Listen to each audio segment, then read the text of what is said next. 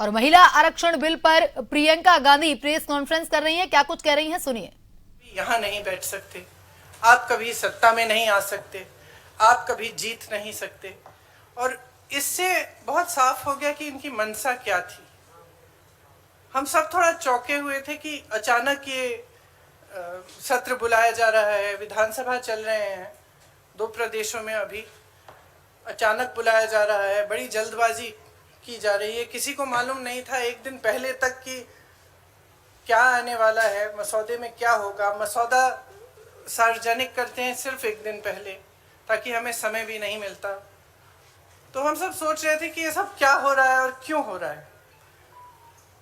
मेरे ख्याल से पूरी साजिश जो रची गई षड्यंत्र की तरह, कि किसी न किसी तरह से हमें सत्ता में रहना है। अगर अभी नहीं किया जाएगा तो 2029 तक जो ये करना चाह रहे हैं परसिमन 2011 के जनगणना के आधार पर, वो नहीं खत्म हो पाएगा।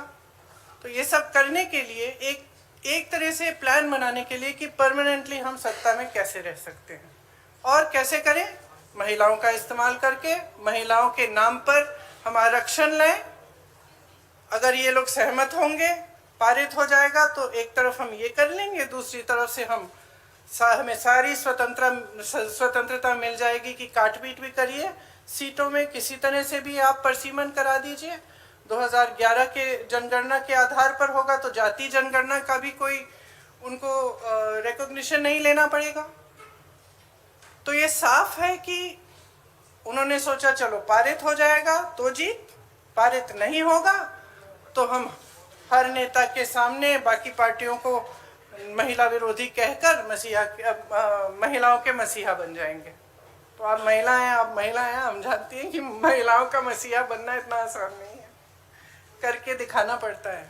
एक इतिहास है, कांग्रेस पार्टी का एक इतिहास है, विपक्षी दलों का एक इतिहास है, भाजपा का इतिहास है महिलाओं के संदर्भ में, और वो इतिहास बहुत स्पष्ट है। आपके खड़े होने से सदन में उसका विपरीत कहने से कोई फर्क नहीं पड़ता। महिलाएं देख रही हैं, उन्नाव को देखा, हाथरस को देखा, ओलंपिक की खिलाड़ियों को देखा, यहीं दिल्ली में सड़क पर बैठी थी, किसने पूछा उनको? मणिपुर में महिलाओं को देखा, किसने पूछा? और आज आप संसद में खड़े होकर कह रहे हैं हम मसीहा बनना चाहते हैं महिलाओं के। तो ये बहुत स्पष्ट है कि ये महिला आरक्षण बिल की बात नहीं थी, ये परसिमन की बात थी। और परसिमन इनको इस आधार पर करना था जिसमें इन्हें जाति के आंकड़े नहीं देखने की जरूरत होती और अपनी मनमानी करने की पूरी स्वतंत्रता मिलती। तो ये बिल्कुल मुमकिन ही नहीं था कि विपक्ष उनका साथ दे। और मैं बहुत खुश हूँ कि आप सबने, देश ने देखा कि जब विपक्ष एकजुट हो जाता है तो किस तरह से इनको हराया जाता है। किसी ने मुझे पूछा आते हुए कि ब्लैक डे है, आप ये सरकार कह रहे हैं कि ब्लैक डे है। ब्लैक डे इनके लिए इसलिए है क्योंकि पहली बार इनको धक्का लगा जो लगना चाहिए था। आज की महिलाओं की समस्याएं बहुत ज़्यादा बढ़ रही हैं, संघर्ष बढ़ रहा है। बेवकूफ़ नहीं है महिलाएं, सब कुछ देख रही हैं। वो पीआर, मीडियाबाजी वो अब नहीं चलेगी। कुछ ठोस करना है तो आप 2023 में जो सर्वसहमति से जो विधेयक पास हुआ था, पारित हुआ था, सारे दलों ने उसका समर्थन किया था, उसको लाइए। उसमें अगर कुछ एकाध संशोधन करना है छोटा, ताकि वो अभी लागू हो सकता है, करिए और उसको अभी लागू करिए। महिलाओं को हक दीजिए, अभी दीजिए, लेकिन उसको आप घुमाकर और दूसरी चीज़ों के साथ उसको अटैच करके आप गुमराह करने की कोशिश मत करिए। सीधी सी बात है, इसको अभी करिए, हम सब तैयार हैं। अब आप पूछिए। मेरा सवाल आपसे ये है, जब ये बिल गिरा उसके बाद, मेरा सवाल आपसे ये है कि जब ये बिल गिरा उसके बाद लगातार सरकार की तरफ से कहा जा रहा है कि राहुल गांधी ने फ्लोर ऑफ द हाउस में बोला कि बिल पास करना है तो मौजूदा परिस्थिति में 1 सेकंड में आप मौजूदा सीट पर पास कर दीजिए 543 पे। तो क्या विपक्ष उसके लिए तैयार होगा? अभी कि तो जो मैंने आपने बोला जो 2023 वाला बिल है, पर अगर मौजूदा सीट 543 है, वही उस तो पे है। पारित 2023 का जो विधेयक है उसमें ये था कि इन्हीं सीटों में से आप 33% महिलाओं को देंगे। मैम उसमें लिखा था कि सेंसस के बाद डिलिमिटेशन होगा और उसके बाद हाँ। तय की जाएगी जो भी सीट होंगी उस पे 1/3 मिलेगा। हाँ। तो यानी कि सीटें बढ़ती, पर नहीं, 543 में से ही था। तो उसके लिए आप लोग तैयार हैं? हाँ, बिल्कुल तैयार है।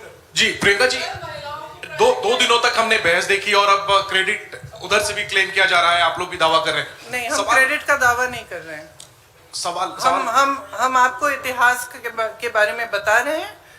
कांग्रेस पार्टी ने 1928 में शुरू की ये बात, और कांग्रेस पार्टी की ही ये बात थी जिस वजह से आज आज़ादी के पहले दिन से महिलाओं को भारत में वोट डालने का मौका मिला और अधिकार मिला।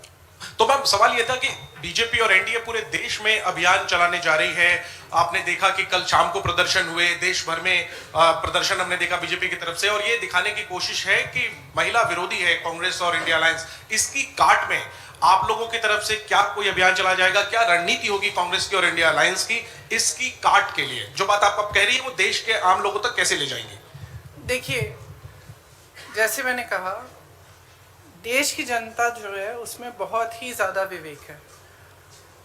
अगर इनको अभियान करना है पूरे देश भर में, खुलकर करें। लेकिन आज देश उस परिस्थिति में नहीं है जो 12 साल पहले था, और शायद कभी कभी ये होता है कि जब सत्ता बढ़ जाती है लोग सच्चाई नहीं बताते हैं नेताओं को। तो इस पूरे ये जो पूरा पिछले 2-3 दिनों में हुआ, इससे कुछ हद तक ये भी दिख रहा है कि ये समझ नहीं पा रहे हैं कि आज भारत बदल गया है। भारत की जनता देख रही है, समझ रही है कि मीडिया बाजी, PR बाजी, ये बड़े बड़े अभियान, इतना सारा पैसा डाला जाता है इसमें, ये